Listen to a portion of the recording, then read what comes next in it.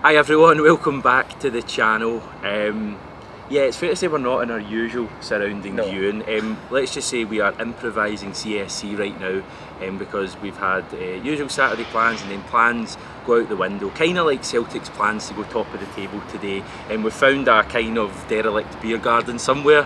We're kind of hoping it doesn't rain. We're kind of hoping this will be a one-off.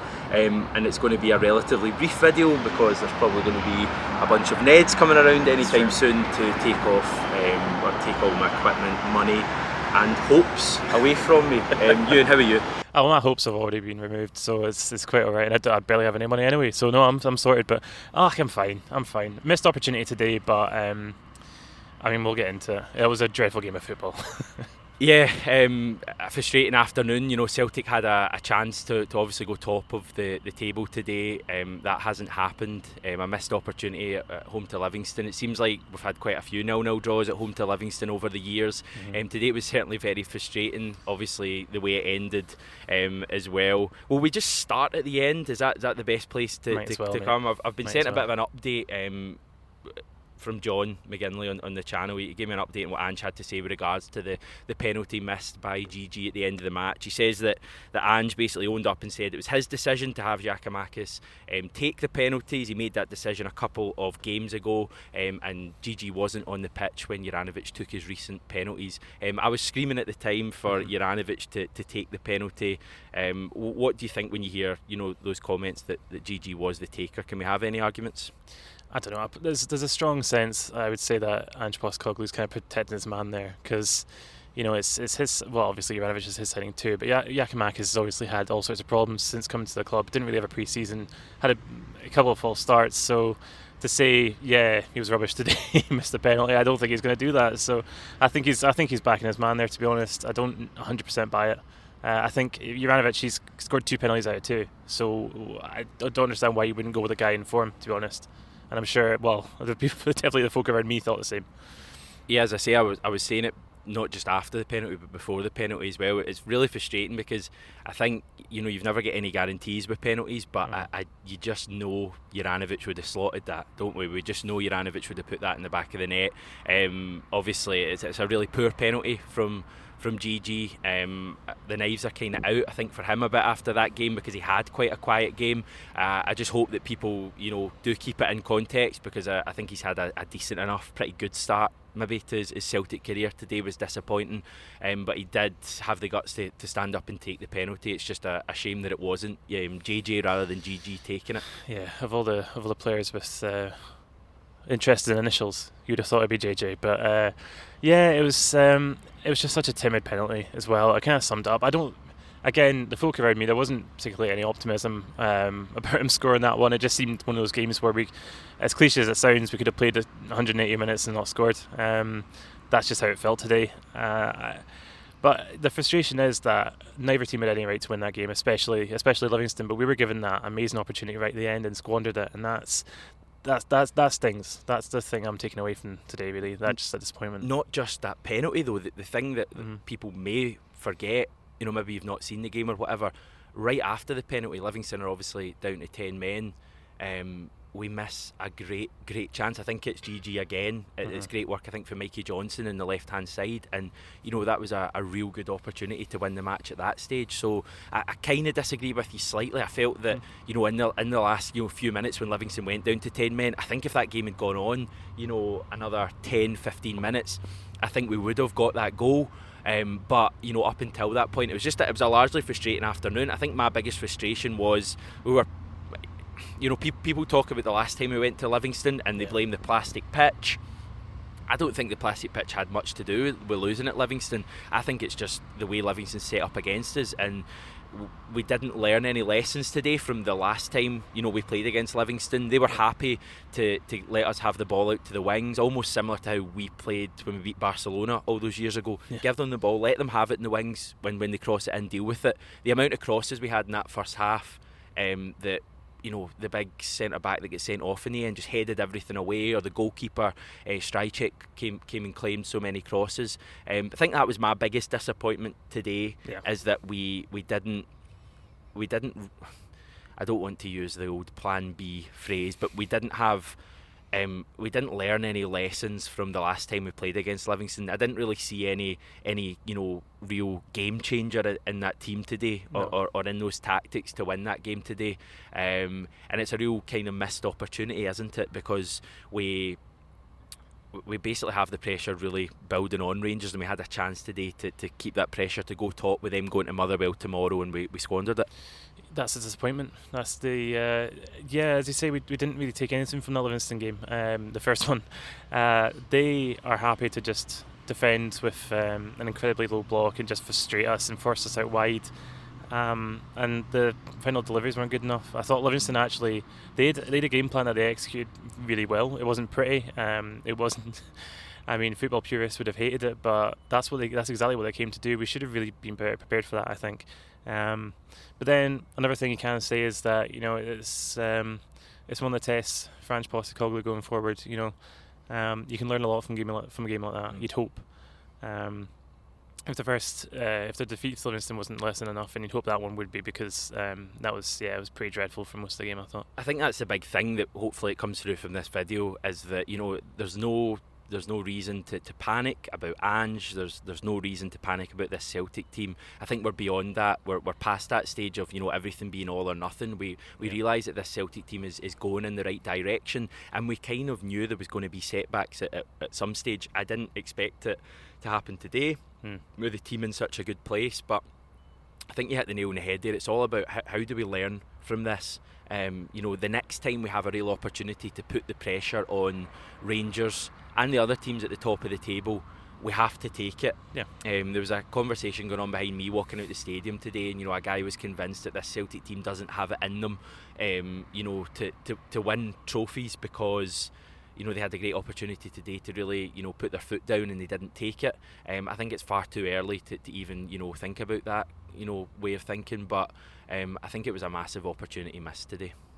For sure. But the thing is, we've had far better seasons with, we've had historic seasons. They're going to be 0-0s. They're going to be really frustrating results like that. They're going to be games so dull that in the first 45 minutes, I was genuinely thinking about how I could rearrange the furniture in my living room. I was thinking about emails I'm going to reply to. I was thinking about, I know it's a total blessing I get to go to Celtic Park, and when I was younger I couldn't, and only the last few years I've been able to, blah blah. I don't take it for granted, but I was genuinely drifting off at points in the first half. I'll happily never see us play against Livingston. I was saying on the way out, I've got a pal James, I know he watches the videos, and I've been to see Celtic versus Livingston 3 times, twice in West Lothian, once today. I'm still yet to see Celtic scoring against Livingston. I think they're the very definition of a bogey team. Performers, anyone you want to pick out? One player I do want to pick out, and he wasn't on the pitch for long, but I thought James Forrest looked excellent today. Really good when he came on. I think he arguably was involved in some of the best moves we had when he came on. Now I know he was up against tiring Livingston legs at that stage, but I just think James Forrest already showed us what he's going to bring to the team. I was really, really encouraged when he came on. And as I say, I think it's going to be great to have him back in our plans going forward, because he's been a huge miss. I thought Carter Vickers had a pretty good game as well. Obviously Starfelt went off injured today. He joins Tom Rogic on the injury list. I think we badly missed Tom Rogic today, but that's a different topic. Ralston was excellent, I thought, today as well. He was probably, of the players who started, our best performer. He just continually amazes me with how good his performances have been. And if 5 or 6 other players had been on his level today in terms of driving with the ball, that urgency, I think we would have got a result. Make your point, and then I'm going to come in with another one. Fair enough. I thought Nir was a strange one, because I thought he played well, but I thought he also slowed us down quite a bit. I think I rate him as a player, Nir I always have. I always thought he's a very decent defensive midfielder. Always frustrated me when he played at centre back. Do not get it. But the weird thing is, he had a perfectly competent display today, but if you have Callum McGregor sitting further deep, Beton was dictating so much of the play today, and he just doesn't have that yard of pace and that sort of urgency that Callum McGregor has. He's much more kind of he's much more thoughtful, more sort of he takes longer. He's more considerate with the ball, but Callum McGregor's got that just drive right at them kind of impetus. And I think it probably would have suited us better to have Cal McGregor sitting deep, and I would have liked to have seen someone like Jota or Euan Henderson, actually, who hasn't really had any opportunities yet. I would have liked to have seen. I don't know what the risk would have been to be more attacking in the midfield, so I was a bit disappointed with that.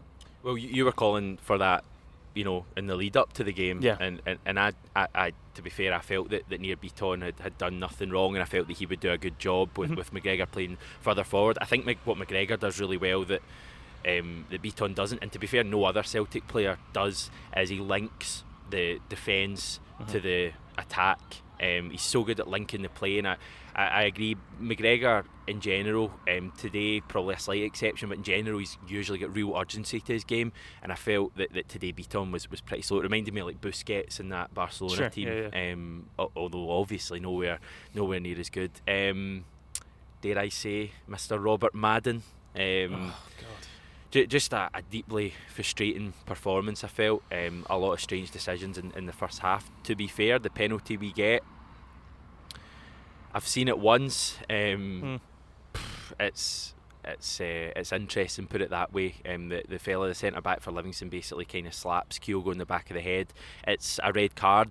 And I suppose by that logic it's a penalty, so I suppose I've kind of answered my own topic. I have no idea where I was going there, everyone. I happen to talk rubbish sometimes, but it was just a strange one and a real gift, and just disappointing we didn't take it at that stage. The fans as well today, it was an interesting day, obviously well publicised. No singing in the first half an hour. The atmosphere after that I thought was great. Was electric. If we'd have scored that goal late on, we'd still be in the stadium partying. The atmosphere would be amazing. So great to hear that as well. For sure. I think it was a really worthy protest, and I thought the banner was spot on. Did you see them ripping up the image afterwards of Bernard Higgins? They basically had, I think it was a cutout of the actual banner they did at the start, and they kind of held the this was at the end of the first half an hour, so just before the sing-song started, and they then held up the kind of portrait image of Bernard Higgins, and the Green Brigade all ripped it quite literally to pieces, and then they went into a sing-song. I think it was This Land is Your Land to start. Yeah, and let the people sing as well, which obviously is very pertinent. I think it's an absolutely shocking. Obviously, we don't know the ins and outs of it yet, but if Celtic are considering bringing in one of the architects of the OBFA bill, it's such a disconnect. No, it's not a disconnect. It's negligence to the point of just completely ignoring the fans and going against the fans, and having one of the people that made supporters' lives miserable, not just for Celtic Football Club, but for fans around Scotland, having one of the key players of that. I just think it's unconscionable. Do you think it'll make a difference, the protest today? I mean, they've got to have noticed. They've got to have noticed whether or not this board's so stubborn that they don't care. I think for them, if they do bring him in and the reaction's not immediate, it will come down the line. It wasn't just the standing section today. No, absolutely not. The whole stadium was very supportive. There was a clap if you hate Bernard Higgins. You might have your own thoughts on that, but there was a lot of people around the stadium clapping. So I realise, again, people, as I said yesterday, people will have different views on that. But yeah, final thoughts on today. Disappointing, but no reason for me personally to be alarmed by the way this team's going. I think it was just an off day, and hopefully we can really limit these off days going forward. What's that, 4 games in 2 weeks? Yeah. Well, yeah, welcome to Celtic, yeah. 4 games in 2 weeks, it's... I'm happy to have got 3 wins from our last 3, and this one was, it was frustrating, and it was beyond dull. I swear to God, it was beyond dull. But I'm not freaking out. It's, again, we're going to have these bumps in the road. We're going to have results. I mean, we didn't lose. We haven't conceded again. We've only conceded once at home this season so far, which is it's pretty fantastic going. Not a good game by any means. Not a classic. Not one that we'll probably remember in a few weeks' time. But not. I think we need to keep our heads and not make any sort of knee-jerk assessments about players, about the manager. These kind of results happen. Even in our best ever seasons, these results happen. So just keep the faith, trust the process. Did you say there we won't remember this in a couple of weeks, months? What did you say? A couple of weeks. I won't remember this in 2 years' time. To be honest, I've already written this game off. Hopefully, all of you can do that as well and enjoy your weekend. Disappointing, disappointing afternoon in terms of the result, and obviously the missed opportunity to go to the top of the table. Yeah. But stick with this. We go to Ferencváros, Budapest on Thursday night, and I'm sure if we win that and back it up next Sunday away to Dundee, we'll all be very happy with this wee chunk going into the next international break. So from all of us here, wherever we are, and we're not going to tell you where we are, we're going to leave it there. Thanks everyone for watching this video. Obviously let us know your thoughts on today's game, the off-pitch stuff as well, in the comments below. Remember to subscribe if you have not done it yet, and we will speak to you tomorrow. I think me and John are going to speak in the evening. Take care everyone, and hail hail.